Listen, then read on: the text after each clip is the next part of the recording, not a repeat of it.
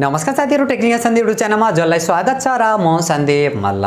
So guys, हामीहरुले Realme GT सिरिजलाई चाहिँ अगस्त महिना भित्र नै नेपाली बजारमा देख्न मिल्दैछ।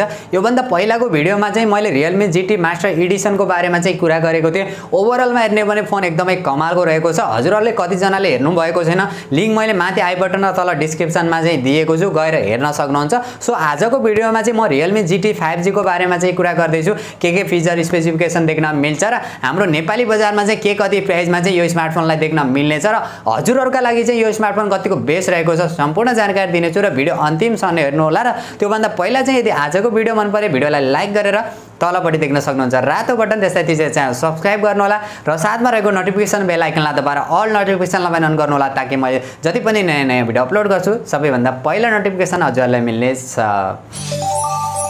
ओके, सो गाइज, अब चाहिँ ढिला नगरी आजको भिडियो सुरु गर्न चाहन्छु र Realme GT 5G को बारेमा कुरा गर्ने हो भने सबैभन्दा पहिला चाहिँ म यसको डिजाइन, डिस्प्ले र बिल्ड क्वालिटीबाट चाहिँ सुरु गर्न चाहन्छु। 6.43 इन्चको full HD plus super AMOLED display देख्न मिल्छ 120 हर्ट्ज का साथ। कोर्निङ गोरिल्ला ग्लास 5 को चाहिँ हामीले प्रोटेक्सन देख्न मिल्नेछ भने पछाडिपट्टिको डिजाइन चाहिँ म्याट फिनिशिङ का साथ देख्न मिल्छ, ग्लासको डिजाइन देख्न मिल्छ। तर यहाँनिर चाहिँ एउटा कुरा चाहिँ एकदमै इन्ट्रेस्टिङ रहेको छ। एउटा स्मार्टफोन चाहिँ हामीले ग्लास बिल्ड क्वालिटीका साथ देख्न मिल्नेछ भने अर्को स्मार्टफोन चाहिँ लेदर को बिल्ड क्वालिटी का साथ चाहिँ देख्न मिल्दैछ। हजुरहरुले स्क्रिनमा हेरि पनि राख्नु भएको होला, एकदमै कमालको चाहिँ डिजाइन गरेको छ, एकदमै युनिक डिजाइन रहेको छ। ओभरअलमा हेर्ने भने यसको डिजाइन, डिस्प्ले र बिल्ड क्वालिटी चाहिँ एकदमै कमालको रहेको छ। मलाई चाहिँ पर्सनली रूपमा पनि एकदमै दामी लागेको छ यसको बिल्ड क्वालिटी र यसको डिजाइन र डिस्प्ले पनि एकदमै इन्ट्रेस्टिङ चाहिँ रहेको छ। 120 हर्ट्ज का साथ देख्न मिल्दैछ, कमालको कुरा यो पनि रहेको छ। र सफ्टवेयरको बारेमा कुरा गर्ने हो भने एन्ड्रोइड 11 देख्न मिल्छ Realme UI 2.0 का साथ। एन्ड्रोइड एक्सपिरियन्स भने डिसेन्ट खालको देख्न मिल्छ, किनभने Realme को UI मा चाहिँ अलिकति बडी एड र ब्लुटुथ चाहिँ देख्न मिल्छ, तर हजुरहरुले त्यसलाई मजाले कस्टमाइज चाहिँ गर्न सक्नुहुनेछ भने। र यसको प्रोसेसरको बारेमा कुरा गर्ने हो भने प्रोसेसर भने एकदमै पावरफुल वाला देख्न मिल्छ, जो Qualcomm को स्न्यापड्रैगन 888 वाला चाहिँ प्रोसेसर देख्न मिल्छ। 5 नैनोमिटर फेब्रिकेसनमा बनेको छ। Adreno 660 को चाहिँ GPU देख्न मिल्छ भने CPU को बारेमा कुरा गर्ने हो भने Cryo 670 को चाहिँ CPU देख्न मिल्छ। ओभरअलमा हेर्ने हो भने पावर एफिसिएन्सी पनि एकदमै कमालको रहेको छ, हिटिङ इस्यु पनि एकदमै कम देख्न मिल्नेछ।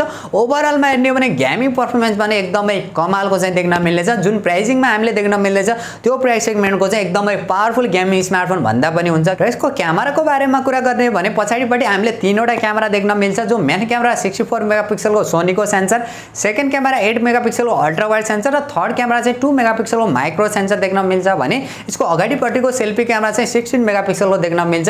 यसको अर्को चाहिँ Realme GT मास्टर एडिसनमा भने हामीले 32 मेगापिक्सलको चाहिँ फ्रन्ट क्यामेरा चाहिँ देख्न मिलेको थियो, तर त्यसमा चाहिँ हामीले 4K भिडियो रेकर्डिङको चाहिँ अप्सन देख्न मिलेको थिएन। हामीले Realme GT मा चाहिँ 4K भिडियो रेकर्डिङको चाहिँ अप्सन देख्न मिल्छ, जो पछाडिबाट अगाडिबाट 1080 पिक्सलको भिडियो रेकर्ड गर्न सकिन्छ। ओभरअलमा हेर्ने भने क्यामेरा फिचर र क्वालिटी चाहिँ डिसेन्ट खालको चाहिँ मान्न सकिन्छ, तर भिडियोग्राफीका लागि चाहिँ एकदमै राम्रो चाहिँ रहेको छ।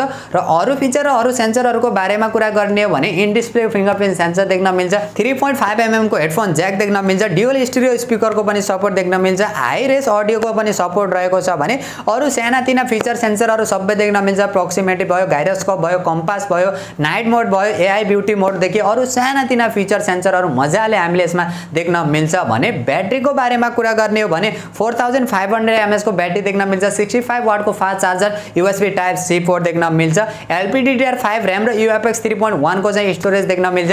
रिड एन्ड राइट को एक्सपिरियन्स पनि एकदमै कमालको देख्न मिल्नेछ। हामीले दुईवटा भेरिएन्टमा चाहिँ देख्न मिल्नेछ यो स्मार्टफोन, 8GB प्लस 128GB र 12GB प्लस 256GB का साथ चाहिँ देख्न मिल्नेछ। र यसको प्राइसिङको बारेमा कुरा गर्ने हो भने नेपाली प्राइसको चाहिँ अहिले कन्फर्म चाहिँ भएको छैन र नेपाल लन्च डेटको पनि कन्फर्म भएको छैन। अब Realme इन्डियाले चाहिँ भनिसकेको छ कि इन्डियामा जुन डेटमा लन्च हुन्छ त्यही डेटमा नै नेपाली बजारमा पनि लन्च हुनेछ भनेको छ। अब ग्लोबली भेरिएन्ट आउँछ या इन्डियन भेरिएन्ट जान्छ त्यो चाहिँ कन्फर्म भनेको छैन, तर हामीले इन्डियामा जुन डेटमा लन्च हुन्छ त्यही डेटमा नेपाली बजारमा देख्न मिल्नेछ। अब केही टाइम लाग्न सक्छ, 1-2 हप्तामा चाहिँ नेपाली बजारमा अलिकति ढिलो पनि हुन सक्छ, तर पनि हामीले यही अगस्त महिना भित्र नै नेपाली बजारमा देख्न मिल्नेछ भने। र यसको एक्सपेक्टेड प्राइसको बारेमा कुरा गर्ने हो भने यसको जुन बेस भेरिएन्ट चाहिँ लगभग हामीले 50 देखि 55 हजार र यसको हायर भेरिएन्ट चाहिँ लगभग 60 देखि 65 हजार को बीचमा चाहिँ देख्न मिल्नेछ। अब हेरौं Realme नेपालले चाहिँ के कति प्राइसमा लन्च गर्छ, यो भन्दा सस्तोमा पनि लन्च गर्दिन सक्छ, नयाँ डिस्ट्रिब्युटरका साथ चाहिँ रिलन्च पनि भएको छ। सो गाइस, यही थियो Realme GT को ओभरअल डिजाइन, फिचर र स्पेसिफिकेसन र मेरो पर्सनल ओपिनियनको बारेमा कुरा गर्ने हो भने